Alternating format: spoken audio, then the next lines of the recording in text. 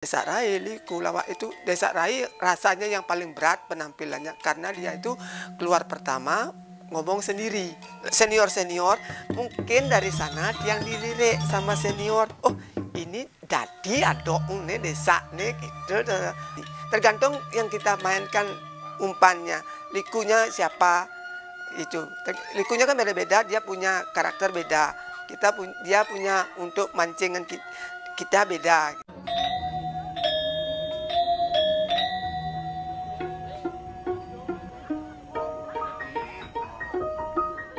Desa Rai salah satu nama tokoh dalam kesenian Arjo di Bali. Pemeran Desa Rai selain perempuan juga laki-laki. Terlebih dalam kesenian Arjo Muani, semua tokoh tentu diperankan laki-laki. Peran tokoh Desa Rai strategis dalam pentas drama tari tradisional Bali ini. Nah, salah satu pelaku seni yang memerankan Desa Rai adalah Iko Mang Mertayase yang akrab dipanggil Mang Badung. Ia berasal dari Banjar Dah Ume, Desa Bitre Gianyar. Pemirsa, bagaimana awal mula ketertarikan Iko Mang Mertayase memerankan Desa Rai? Mari ikuti Taksu Bali TV berikut.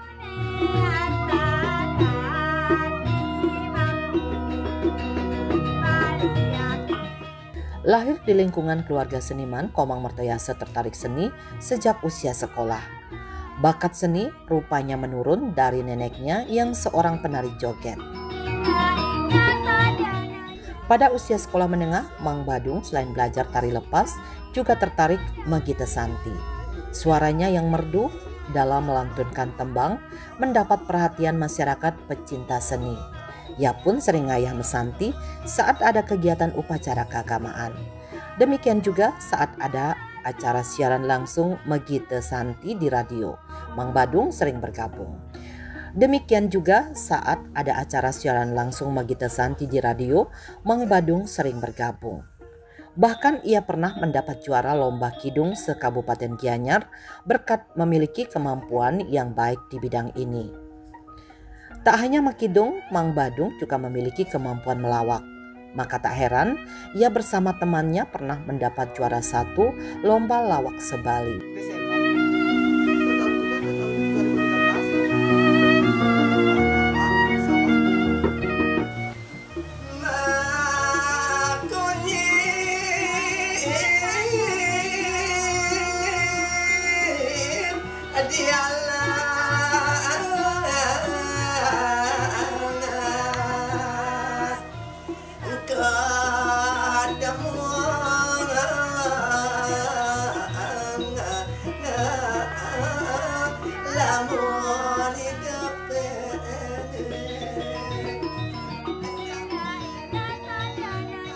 Memiliki kemampuan menggeguritan, makidung, dan metembang, ditambah suaranya yang merdu, pria kelahiran 18 Desember 1974 ini kemudian dilirik oleh penari Arje Ketut Andriawan untuk diajak bergabung memerankan Desa Rai.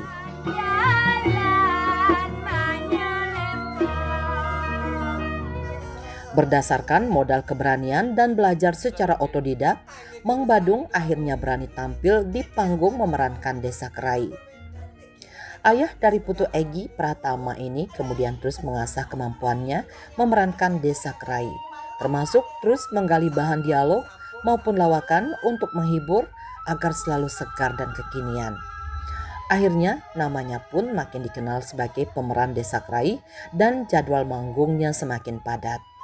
Selain di Bali, Mang Badung juga pernah pentas di Kalimantan, Lampung, dan Lombok.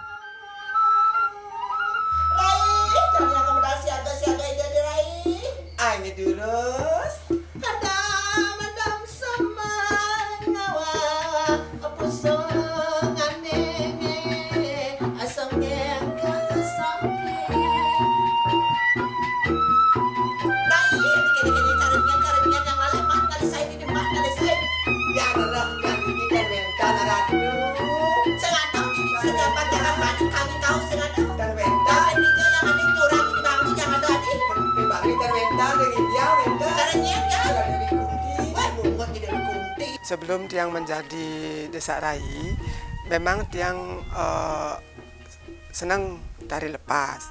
Terus sebelum belajarnya di Moklu Camplung, Bu Jero Murni yang RJRI-nya itu, di sana belajar yang untuk tari lepas. Memang senang tari lepas, tapi jujur yang nggak pernah masuk di Kokar, nggak tamat STSI, nggak, pasti itu nggak. Cuma belajar dulu sebelum jadi sarai suhu tiangnya Andre, Andre yang lebih senior daripada tiang, yang mengucapkan sukses mopeng banget ring Ketut Andre Duoliku, sampun ngajak tiang untuk terjun di bidang desa rai. Sebelumnya tiang memang ten uning untuk pakemnya desa rai gimana, ten uning karena tiang belajar dengan otodidak.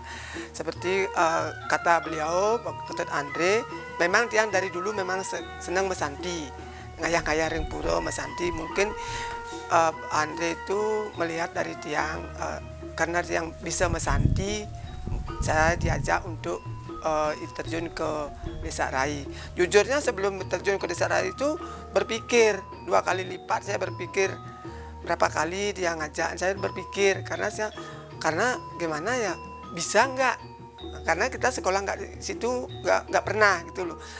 Kan beda kalau tari lepas sama pakem pengajian, itu beda. Kita harus mengingat tembang, harus mengingat juga pakem, angsel gitu. Itu yang dia pikir. Samping itu pertamanya saya bebankan untuk merolog di depan orang banyak. Itu kalau pemeran untuk komedian desa rai, kulawak itu desa rai rasanya yang paling berat penampilannya, karena dia itu keluar pertama ngomong sendiri. Itu yang paling berat bagi dia untuk sebagai pemeran desa rai. Itu belajar dari mana itu bisa? Kalau masalah belajar itu saya lihat juga dari YouTube, juga minta pertimbangan untuk seperti senior yang Ketut Andre, dia minta pertimbangan, saya harus gimana, saya harus bilang ngomong apa, terus belajar dulu. Andre bilang gini, nanti saya bilang apa, gitu. Itu aja pertama dulu belajar. Sebelum dia desa rai kan belum banyak, sekarang ya penarinya desa. Dulu cuma sedikit, tinggal ngitung bisa. Sebelum dia jadi desa rai, awalnya dia ngeliku. Liku ini bukan untuk pementasan keluar, ini dalam rangka seketruno. Ring puro yang ngapin tiang di satu desa Banjar tiang. Itu awalnya, tapi enggak tiang di liku yang nata bukan desa rai, tapi lawak. Untuk muda-mudi aja niki. Terus tiang main di sana, seperti awal tiang bilang malu. Kalau udah lokal bilang apapun dibilang pasti orang itu ketawa. Apalagi kita pertama pemeran gitu. Terus disuruh tiang ngayah karya ring pura puso calon narang sampai berapa kali, 5 kali tiang ngereh sama klien tiang tanya. Tiang berpikir nggak bisa, apalagi calon narang. Tiang belajar dan tersedangkan lokal aja. Apa kalau orang bukan raga ngomong kau cuat-cuat kangin kau. Enggak, raga ini ada dulu susunan. Cerita harus tahu raga. Tiang terus sampai alih ke klien majiolas, sengkengken, piat pelih, piat benar tuh pikir yang penting ngayah. Dan tiang akhirnya semangat tiang main ngayah. Tadi liku untuk pemuda kan niko, kita nangon liku diki. Terus lagi pementasan ring puro, undang terus lawak baru. Senior mungkin dari sana tiang dilirik sama senior. Oh, ini dadi adok nih desa nih gitu. Acak ya, rasanya tukar nomor telepon. Itu awalnya di Klungkung, terus di Jimbaran ya. Itu belum, ya tinggal ngayah-ngayah aja gitu loh. Belum kayak sekarang kan beda. Walaupun baru belajar udah bayarnya sama gitu loh. Dulu kebanyakan ngayah, paling banyak itu 50.000 udah paling banyak itu pendapatan untuk kita ngayah itu. Kesannya kalau masalah pertama itu jujur, tiang grogi banget, kepikir harus saya bilang ngomong apa. Untung ya adalah orang yang ketawa. Mungkin karena kelihatan ya seorang cowok itu penampilannya cewek, itu mungkin apa yang kita bilang penonton ketawa gitu. Oleh tiang pisan matur iki sukses mau banget ning Ketut Andre, sampun ngajak tiang, bimbing tiang untuk belajar sareng-sareng. Kita dulu memang sama Andre dulu waktu Andre jadi liku tiang terus pakai sama Andre aja. Mungkin keiringan waktu kita pecah, bukan pecah gimana gitu, mungkin karena freelance gitu. mungkin si A yang dulu ditelepon diajak, dia yang jalan, saya belakang, siapa yang ngajak, saya yang jalan gitu. Pentas sama ini, besoknya pentas sama beda, mungkin itu udah jadinya saling ngajak jadinya. Dulu pernah sama, kalau nggak salah nih, pernah Bu dosen Ibu Suratni, dia ngajak dulu, pernah tiang nolak, karena tiang takut, belum percaya diri dengan kemampuan. Oh, dosen ngajak tiang telepon, bani dek, dan dek terima dek, dan dek gitu. Kepikiran tiang. Dulunya pernah nolak, akhirnya berjalan lagi, tiang terima, gitu. Tapi juga sebagai semakin nama kita diketahui sama orang banyak, kita semakin banyak beban. Nanti takutnya gimana? Kok senior begini ya? Nanti itu yang kita takutkan, makanya kita sebagai seniman yang lebih daripada yang belakangan, kita sekarang untuk berpikir, untuk mengucapkan kata-kata untuk di panggung itu. Dulu kalau idola cuma dua saya lihat, itu yang Dek Cilik saya lihat sama Jero Ajus Tabanan. Itu yang dulu memang favorit yang Desa Rainya dulu waktu dia pentas Desa Rai Kembar di Art Center. Itu favorit yang banget itu dulu. Cuma dia inspirasi di sana aja nih ke. Lihat, cuma kita sebagai itu bebannya merolog itu yang susah. Kita harus bilang apa supaya nggak monoton itu aja gitu. Gaya khusus itu sebenarnya nggak ada, tapi kebanyakan di atas panggung kita spontanitas. Tergantung kita sama pemain kita. Misalnya yang sama Andre Liku, oh dia ngomong gini, dia harus jawab gini. Misalnya sama Kiki misalnya, Kiki Liku, oh dia ngomong gini, dia harus jawab gini. Tergantung yang kita mainkan umpannya, Likunya siapa itu. Likunya kan beda-beda, dia punya karakter beda. Dia punya untuk mancingan kita beda gitu. Makanya spontanitas itu harus siap. Misalnya ada liku baru misalnya, oh kamu punya kanda apa? Dia harus bilang apa? Kita kan nggak tahu dia harus punya kanda napi, kan beda-beda supaya nggak salah nanti di panggung. Ya, kalau malah salah Mas Santi, yang memang dulu dari SMP memang udah senang. Dulu sering tiang ring dangkal gantal RRI. Kalau RRI ngayah, atau ada acara di radio RRI tiang ikut ke sana. Kan biasanya lewat telepon, dagang gantal, kan biasa tembang warga lewat telepon. Oh, berarti live gitu. Live di sana lewat telepon. Terus tiang ngayah ring puro-puro. Itu bekal. Mungkin karena sering ngayah dulu Mas Santi, mungkin tiang menikmati hasilnya untuk pentas di panggung. Masalah job tergantung raga di Bali istilahnya duaso itu misalnya. Kalau memang nggak ada duaso nggak mungkin kita jalan. Tapi kebanyakan ya kalau musim odalan pasti ada. Terus kalau musim nikahan pasti ada gitu loh. Kalau masalah nari jauhnya pernah di Kalimantan. Ya Lombok itu udah biasa. Kalimantan pernah, terus di Lampung pernah. Nah dia teman Badung, dia lahirnya ring Denpasar, Dumun ring Sanglah. Makanya kalau orang desa lahir di sini disebut di sini gitu. Lahir di Badung, disebut Cemang Badung gitu. Nah, tetap teman ya fan bilang udah tahu tiang Mang Badung. Tapi kalau di panggung kan dan tiangnya dulu Mang Depi, mungkin karena musim corona tiang bilang nama tiang virus Coronawati. Sampai sekarang. Sampai sekarang. Mang Badung termasuk sosok yang multitalenta. Selain menari, Mang Badung juga memiliki kemampuan merias. Kemampuan itu juga diperolehnya secara otodidak. Ia berharap kesenian Arje makin lestari ke depan dengan tetap mempertahankan pakemnya. Memerankan Desa Rai diakui cukup sulit karena harus bisa metembang. Karena itu, generasi muda yang tertarik memerankan Desa Rai mesti mengasah kemampuannya dalam metembang. Peran pemerintah juga penting dalam pelestarian kesenian ini dan kesenian Bali pada umumnya. Perhatian terhadap pelaku seni juga perlu ditingkatkan. Pendataan terhadap pelaku seni juga penting untuk kemudian diberikan perhatian.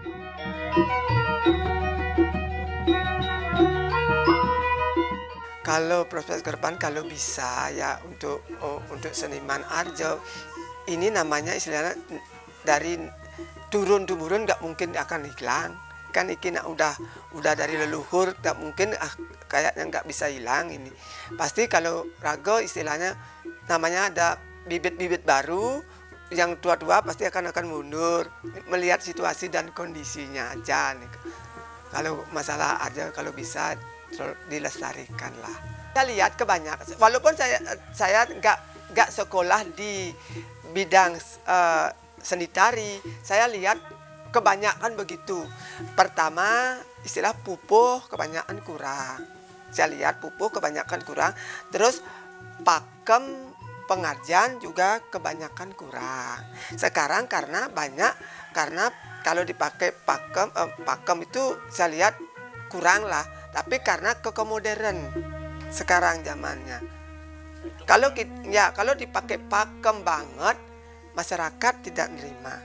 Kita melihat situasi masyarakat aja gitu. Ya mengikuti tren aja gitu. Kalau masalah penting, semuanya penting. Kita karena untuk cari makan, kita kan harus menerima untuk masyarakat. Oh, masyarakat request harus begini, ya kan? Contoh istilahnya, kalau kita pakai pakem, kalau orang nikah kan pasti harus pakai gong, gamelan. Sekarang gamelan udah nggak pakai keyboard. Tergantung orang, oh pakai gamelan, tempat nggak ada yang punya rumah, keyboardnya cukup, udah bisa jalan. Itu aja. Beradaptasi sama teknologi jadinya. Untuk pengalaman baik, buruk itu pasti ada. Pertama buruk, tak bilang buruknya dulu pernah nari di Tabanan. Pas jam 3 pagi motornya mati, nggak bisa jalan di New Kuning. Itu buruknya, kita bawa motor, hujan. Ya kalau masalah baiknya baik sih, kita ya istilahnya kita kerja paling 2 jam.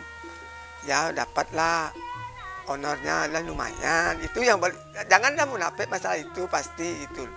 Kemudian kalau tiang biasanya kalau tiang pementas di panggung, oh kalau tiang pemeran cowok minat idadannya berpikir yang napi cewek cowok tiang nak daging tubuh mujemuh. Nah, itu kan bahasa Mongol. Kalau cewek-ceweknya yang bilang oh ibunya ini dia pakai makan ciri khas Palembang. Jadi makan ciri khas Palembang itu apa? Empek-empek itu kan bukan porno kan? Memang real kan makan ciri khas Palembang. Itu dipakai ketawaan itu. Tidak langsung ya dia kan memang benar yang bilang makan ciri khas Palembangnya apa kan?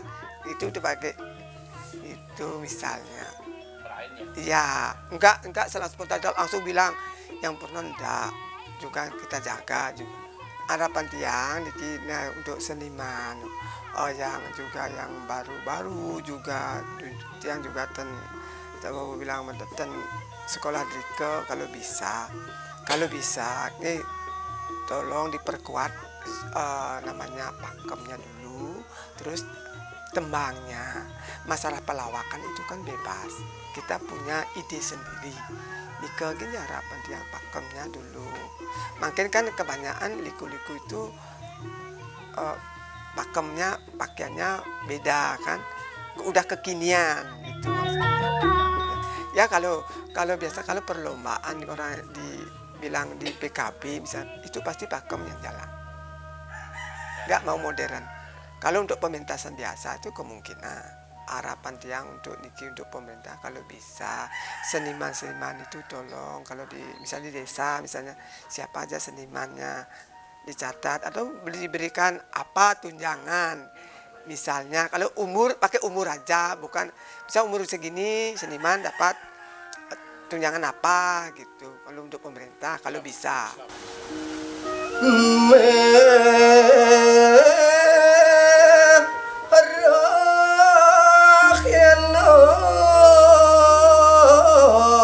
Kiprah Mang Badung dalam berkesenian diapresiasi sahabatnya sesama pelaku seni, Ketut Andriawan. Mang Badung diakui memiliki talenta dalam memerankan Desa Rai. Penguasaannya pada bidang seni matembang merupakan modal Mang Badung dalam memerankan tokoh Desa Rai. Ia berharap Mang Badung tetap menginspirasi.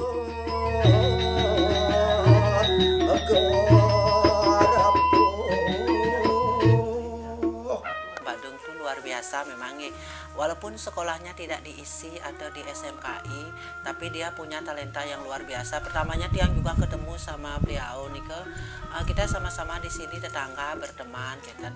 Kebetulan waktu itu saya butuh sarai, saya suruh dia langsung ikut terjun. Kenapa saya bisa berpikiran kalau dia itu bisa langsung terjun ke desa Rai? Karena pertama dia punya talenta mesanti, mesanti mupuh nih ke. Kalau modal utama sebagai peragina arja nih ke kan kalau menurut Tiang nih ke harus bisa mupuh mesanti. Kebetulan waktu itu Tiang baru dari Liku, terus disuruh nyari sarai. Nah pas ketemu sama beliaunya Nika di sana ada yang bercerita bahwa seperti ini akhirnya dari waktu Nika udah bisa nyambung. Waktu Nika kita sama-sama manggungnya kemanapun manggung berdua, tapi seiring berjalannya waktu Nika kan kebetulan banyak sarai yang muncul, banyak Liku yang baru-baru mungkin kan jadinya kita freelance gitu, kita tidak bergrup waktu Nika dan freelance. Modelnya dia ada yang nyari ya dia ke sana, yang ada yang nyari ya ke situ gitu. Pokoknya dia tuh banyak talentanya sehari-harinya. Selain sebagai peragina arja atau sebagai desa rai, dia juga seorang perias yang handal. Pokoknya laris manis kalau di desa Nika dia bisa ngerias. Tapi dulu sebelum Nika dia tuh terjun ke perias kayaknya sih sesudah jadi pemeran desa rai ya. Mungkin sudah mengenal orang, mengenal teman, kan jadinya di situ dia punya karena punya talenta atau kelebihan. Kalau dia jarang sih neko-nekonya, kalau ya udah gitu, kalau jalan-jalan, pokoknya kalau tapi humorisnya sih ada. Kita sering kan karena sudah lama bertemannya, kita udah sering manggung bareng, humornya lebih banyak ya. Kalau menurut dia memang powernya luar biasa di desa Rai. Dari sekian banyak desa Rai yang saya lihat itu, dia memang saya akui dia memang hebat gitu. Selain bisa menghibur masyarakat, dia kan kadang punya inspirasi atau yang spontanitas gitu loh. Kadang yang seperti itu saya banggakan dari dia gitu. Modelnya walaupun dia tidak dari dulu sekali sebagai seorang penari, tapi bisa dia terjun mengimbangi lah yang hiburannya sekarang. Harapan Tiang semoga kedepannya dari seorang Pak Mang Badung atau desa Rai Badung nih kedepannya bisa memberikan yang lebih baik untuk contoh adik-adik kita. Mungkin nanti ada yang mengikuti jejak-jejak beliau. Semoga dia bisa menjadi inspirasi bagi anak-anak muda sekarang.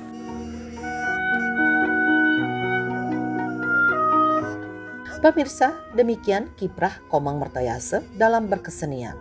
Semoga selalu menginspirasi.